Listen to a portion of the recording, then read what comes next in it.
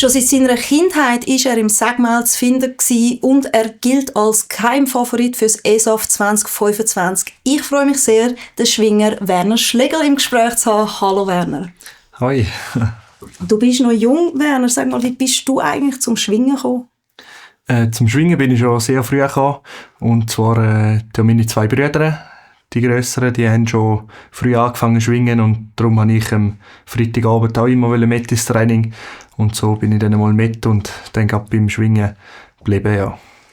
Du hast jetzt gerade gesagt, also deine Brüder auch. In dem Fall ist das wie eine Familientradition oder hat das bei euch in eurer Generation angefangen? Ja, mein Vater hat schon ein bisschen geschwungen, aber natürlich nicht auf gleichem Niveau, sage ich jetzt einmal. Ja, da ist bei uns so im Umfeld hat's mehrere Leute gegeben, die noch geschwungen haben.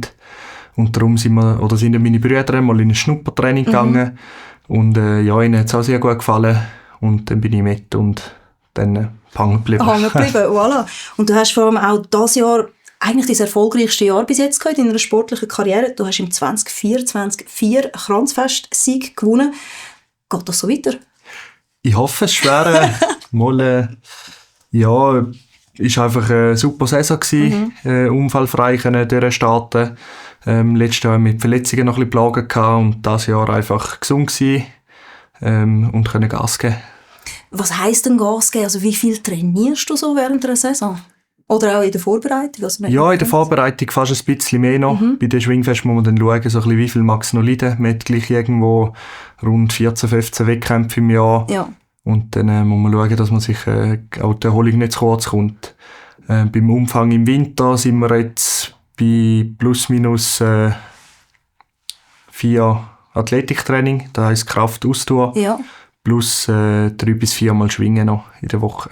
Die ganze Woche ist voll. Ja. Schaffst du denn du noch nebendurch?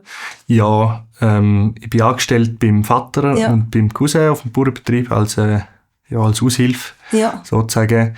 Dienstag, Donnerstag gehe ich eigentlich den ganzen Tag arbeiten. Ja. Und dann je nachdem am Wochenende, wenn es mich braucht, Samstag oder Sonntag, je nachdem hat man dann auch noch Einsatz. Als Landwirt ist das relativ normal, dass das Wochenende halt auch einfach ein Arbeitstag ist? Ja, oder? Samstag, jetzt mal eher Sonntag, wenn nicht gerade etwas Außergewöhnliches ansteht, ist dann eigentlich schon sicher frei. Wie bringst du das alles unter einen Hut? Einerseits bin ich sehr flexibel beim Arbeiten, auch wenn ich jetzt eben noch mal ein Training oder etwas habe, kann ich auch mal kurzfristig sagen, du, ich komme nicht, oder eben, ich komme, wenn mal eins ausfällt, ich komme dann. Ja, und darum bringe ich das recht gut aneinander vorbei. Aber es ist schon ein toughes Programm, das du da hast. Also, gibt es auch Freizeit bei dir? Ja. Eher ein bisschen kurz, oder? Ja, es läuft so ein bisschen ineinander, jetzt Freizeit und Arbeiten.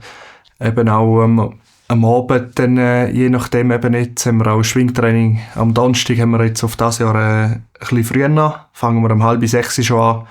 Und dann ist man am Abend auch dann mal bei Zeit noch daheim und hat ein bisschen Zeit noch mit der Freundin, ja. Ja, dass man auch ein bisschen andere Sachen als nur Schwingen machen kann. Als Schwinger ist man in erster Linie, glaube ich, ein Einzelkämpfer. Gibt es da auch einen Teamgedanken? Ja, es gibt ja die 5 verschiedenen Teilverbände, wo man untereinander ein bisschen zusammenspannt. Also vor allem an den grösseren Anlässen, so an den kantonalen Schwingfesten und an den regionalen ist man schon sehr Einzelkämpfer. Wo man dann eben umso grösser der Anlass, umso mehr merkt man, dass auch ein bisschen ein taktischer Teamsport kann sein. Ah ja, okay. Inwiefern? Ja, die stärkste Mannschaft hat natürlich die Möglichkeit, um dann einen anderen Favorit zum Rennen auszunehmen, indem dass man sagt, gut, ich gehe jetzt in den Gang hier und sehr passiv schwingen, probiere am anderen Punkte abzuschneiden. Ja. Da wegzunehmen, im Gestellten. Und so, dass man dann ein bisschen beeinflussen kann, wer an der Spitze vorne mitschwingt. Und umso breiter, dass der Verband umso besser aufgestellt, umso mehr taktieren kann man, ja. Okay, spannender Aspekt, das war mir nicht so bewusst gewesen. Ich habe es vorher erwähnt, du hast jetzt mehrere Kränze gewonnen, oder Entschuldigung, da muss man es nochmal sagen, ein Kranzfest. Ja, Kranzfest-Sieg oder Kranzfest gewonnen. Ja. Kranzfest gewonnen. Es gibt ja verschiedene Kategorien dort, das hast du mir vorher so schön erklärt. Und je nachdem, was man gewinnt, weiss ich oder bin ich der Meinung, dass man als Schwingerkönig kein Preisgeld bekommt, sondern Lebenspreise bekommt. Und was es ja auch noch gibt, ist der Gabentempel, wo man sich dann Preise abholen kann. Ist das so? Ist das noch zeitgemäß? Kannst du mit dem System etwas anfangen? Ja, es ist ein bisschen kompliziert, ja. Ist auch von Schwingfest zu Schwingfest wieder ein bisschen unterschiedlich. Aber an den meisten grösseren Anlässen ist so, also Stufenkranzfest und grösser, ist es, dass es Lebenspreise gibt. Eben meistens kommt der Sieger einen Stier rüber.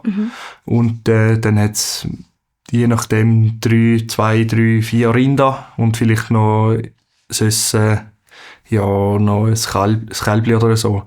Heutzutage ist es aber so, dass man immer auch den Gegenwert vom Tier kann nehmen, wo vom Oka dann so festgelegt worden ist. Ja. Dann hat man meistens die Wahl, entweder oder. Und heute, weil nicht alle Wurzeln in der Landwirtschaft haben oder selber auf dem Betrieb angestellt sind, ist es dann auch fast die Regel, dass man den Gegenwert nimmt. Wie ist das bei dir? Ich weiss ja, ihr habt Vieh bei euch auf dem Betrieb. Wie handhabst du das? Nimmst du den Lebenspreis? Oder? Ja, ab und zu habe ich das auch schon gemacht, eben, vor allem weil es eine coole Erinnerung ist, weil ich auf dem Hof arbeite, oder? Dann sieht man wieder mal das Tier oder den Nachkommen auch schon mittlerweile. Oh, sehr schön. Ja, und dann mal kann man fast jeden Tag wieder erinnert man sich zurück und kann noch ein bisschen Freude haben an diesem Tag. Okay, sehr schön. Schwingen ist aber nach wie vor ein Amateursport. Und was auch sehr speziell ist in diesem Sport, es hat ein unfassbar strenges Reglement, wenn es um Sponsoren geht, also vor allem auch um das Zeigen der Sponsoren. Es gibt ein ganz klares Reklameverbot. Wie gehst du mit dem um? Ist das etwas, wo du lebst? Oder sagst du, ja, manchmal wäre es mir fast lieber, wäre es ein Profisport, dass man da aus dem Vollen schöpfen könnte? Ja, das mache ich mir eigentlich nicht so gross Gedanken. Es ist einfach, wie es ist. Es hat sich jetzt auch da, seit ich aktiv schwinge, nicht mehr gross verändert in dem Reglement. Von dem her, ich finde es eigentlich noch schön, dass die Schwingplätze vor allem werbefrei sind. Eben auch die Hosen und die Kleider und das finde ich eigentlich noch schön. Und dass wir aber neben dem Schwingplatz gleich die Möglichkeit haben, um unsere Sponsoren zu präsentieren. Dass du die Möglichkeit hast, irgendwo dich zu vermarkten am Ende des Tages. Also ich frage jetzt mal geradeaus, verdienst du mit dem Schwingen Geld? Ja. Mal, ich habe jetzt gleich schon ein paar Sponsoren und eben auch mit je nach Saison, eben, wenn man gerade so eine gute Saison hat, gibt es gleich ein paar Franken auch von den Preisgeldern schon. Ja. Okay, aber das finde ich sehr schön zu hören, weil ich weiss, dass du sehr viel Opfer ist für den Sport, also du hast es ja vorher auch geschildert. Schwingen ist bei uns ganz klar mit der Schweizer Kultur verknüpft. Ich habe ganz am Anfang des Gesprächs auch angesprochen, du bist jung. Wie kommt man als junger Mensch überhaupt noch an so einen Sport an? Jetzt bei dir war das die Familie, die dich angeführt hat. Wie fest bist du selber mit dieser Schweizer Kultur und Tradition verknüpft und sagst, das passt für mich sehr, dass das der Aspekt auch von diesem Sport ist? Ja, ich bin eben, wie gesagt, aus einer ländlichen Region und ich denke, da ist man schon noch ein bisschen eher zur Tradition näher. Eben im Umfeld gibt es Leute, die sind noch im Jodelverein oder eben Schwingen und dies und jenes, mit der Landwirtschaft sowieso noch. Und darum, für mich passt Schwingen einfach perfekt zu diesem Bild, ja. Das war schon immer so für dich und ist irgendwo harmonisch? Ja. Okay. Es gibt aber tatsächlich auch immer mehr Einsteiger, also sagen wir, es gibt ja Stadtvereine mittlerweile, die mitschwingen. Merkt man das oder tun sie sich alle, so wie sie herkommen, integrieren auf eine Art in die Sportart? Ja, auf den Sport hat es eigentlich keinen Einfluss, würde ich behaupten. Weil es ist nicht direkt mit Tradition oder es ist nicht integriert, denke ich. Und darum passt das eigentlich auch gut, egal woher das du kommst. Wie du aussiehst, in der Schwingerfamilie wirst du eigentlich mit Aufnahme empfangen. Vor allem, wenn du einfach gut schwingen kannst. Ja. Ich möchte das auch noch ansprechen. Also jetzt haben wir viel über den Sport gesprochen und auch, dass es ein Amateursport ist. Es gibt aber auch die Möglichkeit, vielleicht irgendwann mal ein bisschen profimässiger da hinzugehen. Wie sieht das aus mit so Sachen wie Doping? Ist das etwas, das einem Schwingen Einzug gehalten hat? Zum Glück ist das noch nicht so oder nicht verbreitet bei uns. Wir sind auch der Swiss Olympics unterstellt und es werden da Kontrollen durchgeführt und darum ist da auch die Absicht gerne da, also auch wenn es jetzt nicht verboten wäre, es gehört einfach, es gehört sich nicht und eben Kontrollen durch da ist es auch gerne nicht möglich und darum ist das unter den Schwinger eigentlich kein Thema. Bist du mal in eine Kontrolle gekommen? Ja, schon mehrmals, ja. Schon mehrmals? Ja. Ah, okay. Fühlt sich das komisch an? Denkst du so, warum werde ich da getestet? Ja, so die ersten Kontrollen sind schon noch ein bisschen speziell gewesen, aber ich wusste eben nach Zufallsprinzip und umso besser, dass man wird, umso eher wird man auch mal kontrolliert.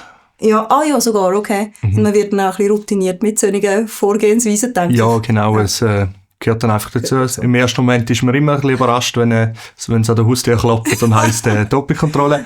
Aber das ist nichts Schlimmes für mich. Gehört halt dazu. Also abschliessende Frage, wenn du jetzt einen jungen Nachwuchsschwinger, also wahrscheinlich hast du auch sehr viele Fans, oder? Was würdest du einem jungen Nachwuchsschwinger empfehlen? Wie tut man in so einen Sport einsteigen? Ich sage immer, einfach fleissig bleiben, dranbleiben, Trainings besuchen und auch nicht gerade mal zu fest verkopfen, wenn es nicht funktioniert. Einfach die Freude am Sport behalten. Das ist sicher das Wichtigste für junge Athleten. Und dann schauen, woher das der Weg führt. Woher der Weg führt, das ist sehr ein gutes Thema. Was passiert bei dir in der nächsten Zeit? Ja, jetzt der Winter, der ist sicher einmal ein Training, ein grosser Posten. Und dann hinsichtlich auf die nächste Saison, das eidgenössische Schwingfest ist im Herbst. Und ich werde probieren, da wörtlich mitzureden um den Königstitel. Also du hast ja dort auch ganz klar einen Geheimtipp oder Favoritenrolle. Also wir freuen uns sehr aufs ESAF, ein grosses Highlight. Das wird sicher auch für deine Karriere ein grosses Highlight. Wir freuen uns drauf. Danke vielmals, Werner, bist du heute im Gespräch gewesen. Danke vielmals.